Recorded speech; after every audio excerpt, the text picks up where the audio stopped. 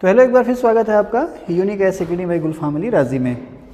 उत्तराखंडी की क्लास है और उत्तराखंडी क्लास में आज हम बहुत शॉर्ट में पढ़ेंगे उत्तराखंड के वनों के बारे में। बहुत शॉर्ट में पढ़ेंगे। हाँ, थोड़ा सा होल्ड कीजिएगा, लाइट की दिक्कत है। हाँ अब ठीक है, ओके। तो उत्तराखंड की क्लास है और उत्तराखंड में आज हम पढ़ेंगे उत्तराखंड के वनों के बारे में। तो जो लेटेस्ट पोजीशन है उत्तराखंड में फॉरेस्ट स्टेट सर्वे की रिपोर्ट के अकॉर्डिंग, उसकी हम बात करेंगे। बहुत ज़्यादा डिटेल में नहीं जाएंगे, क्रैश कोर्स क्लास है ये। और जो आने वाले एग्ज़ाम में ज़्यादा से ज़्यादा क्वेश्चंस आपके पूछे जा रहे हैं उन पर हमारा ज़्यादा जोर रहेगा। थोड़ा समझाएंगे और थोड़ा सा आपको याद करेंगे।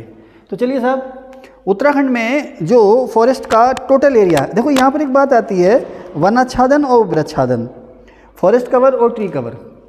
तो इसका कुछ पैमाना है, जैसे 2 हेक्टेयर या उससे ज़्यादा क्षेत्र में 1 हेक्टेयर कितना होता है, 2.5 एकड़।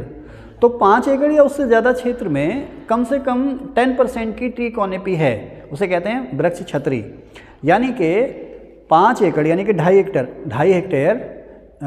हेक्टेयर या 5 एकड़ से ज़्यादा के क्षेत्र में कम से कम 10% एरिया पर पेड़ हैं तो उसे हम फॉरेस्ट एरिया कहते हैं। ठीक है ना। तो इनकी बातें हम कई बाद में करेंगे। फिलहाल जो है एक क्विक समरी करा देते हैं आपकी, रट्टाफिकेशन। ओके। तो कुल वनाच्छादन यानी कुल एरिया, हमारे स्टेट में वनों का जो कुल एरिया है वो है 24,305.13 स्क्वायर किलोमीटर। तो ये 0.13 भले ही आप भूल जाना, 24,305 स्क्वायर किलोमीटर ज़रूर याद रखना। 24,350.13 स्क्वायर किलोमीटर हमारे यहाँ। इनको दो, आप शुरू हो जाओ, भूख लग रही हो, शुरू हो जाओ आप। अरे शुरू हो जाओ भी, गौरव, फुरकान शुरू हो जाओ। तो हमारे यहाँ कुल वृक्षाच्छादन जो है वो 24,305.13 स्क्वायर किलोमीटर है। कुल वृक्षाच्छादन यानी कि वृक्षों के अंतर्गत जो क्षेत्रफल है वो 1001 स्क्वायर किलोमीटर है। अच्छा, अब देखो 24,305 के आगे मैंने लिख रखा है 45.44%। तो उत्तराखंड का जो कुल एरिया है उसके 45.44% पर वन क्षेत्र है। उत्तराखंड का जो कुल एरिया है उसके 1.87% पर पेड़ों का क्षेत्र है। इन दोनों को हम मिला देते हैं तो इसे हम कहते हैं वन प्लस वृक्षाच्छादन।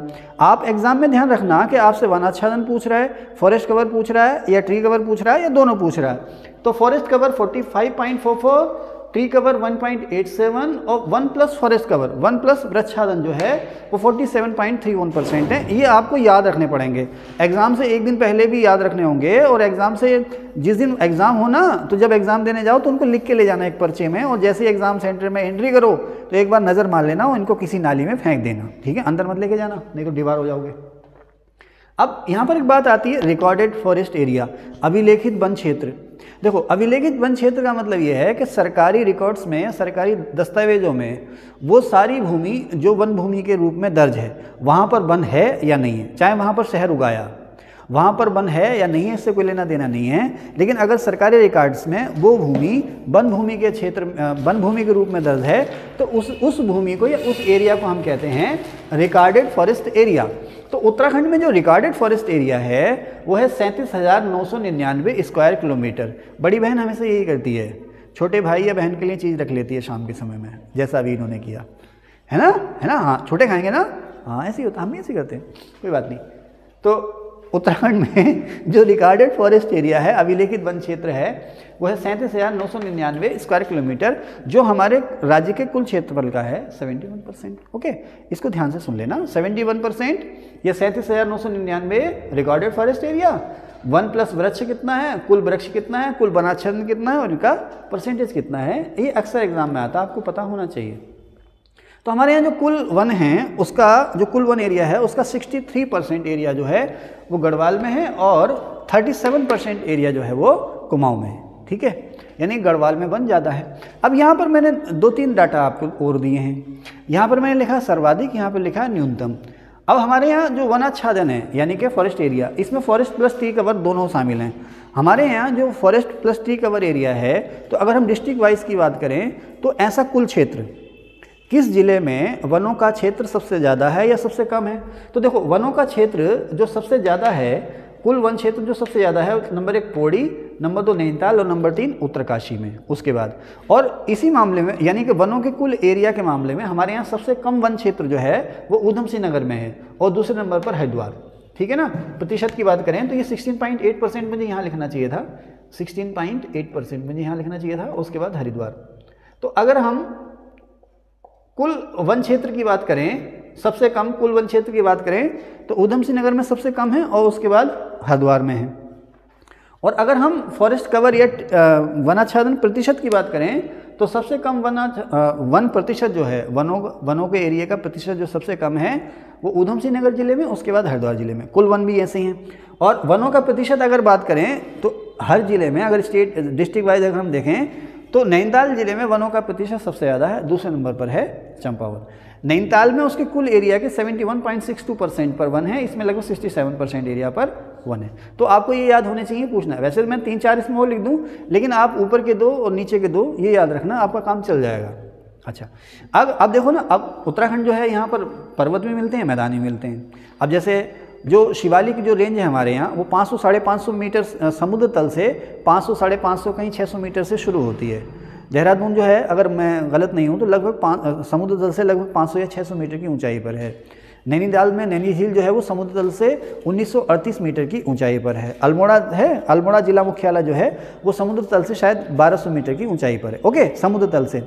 तो अब जो शिवालिक एरिया है वो समुद्र तल से 600 से 1500 मीटर की ऊंचाई पर है। औसतन ऊंचाई शिवालिक की जो है वो 1250 मीटर है।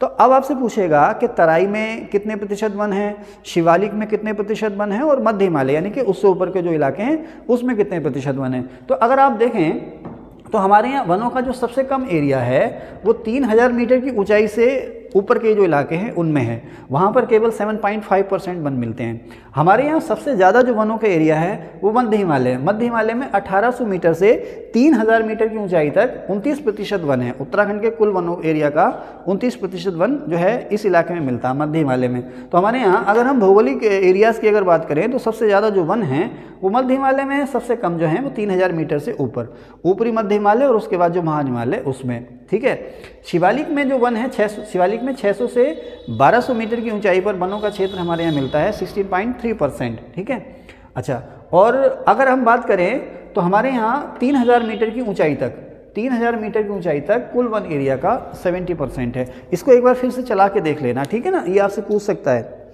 अच्छा, अब एक आता ना खुले वन, सघन वन, अति सघन वन, मध्यम सघन वन, तो इनकी परिभाषा फिर कभी बताएंगे। फिलहाल आप लोग याद रखना कि हमारे यहाँ जो कुल वन क्षेत्र है, हमारे यहाँ वनों का जो कुल एरिया है उसमें से जो अति सघन वन हैं वो 20.4% एरिया पर है।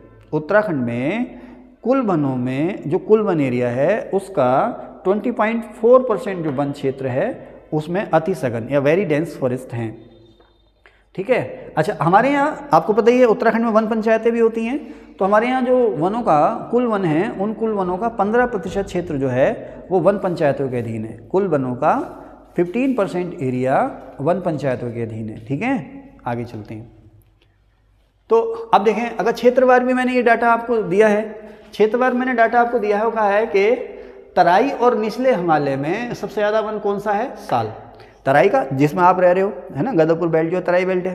तराई और निचले शिवालिक में सबसे ज़्यादा वन साल के हैं। ऊपरी शिवालिक में सबसे जो ज़्यादा वन जो हैं, सबसे ज़्यादा जो पेड़ हैं वो चीड़ के हैं। मध्य हिमालय में सबसे ज़्यादा पेड़ बांज के हैं।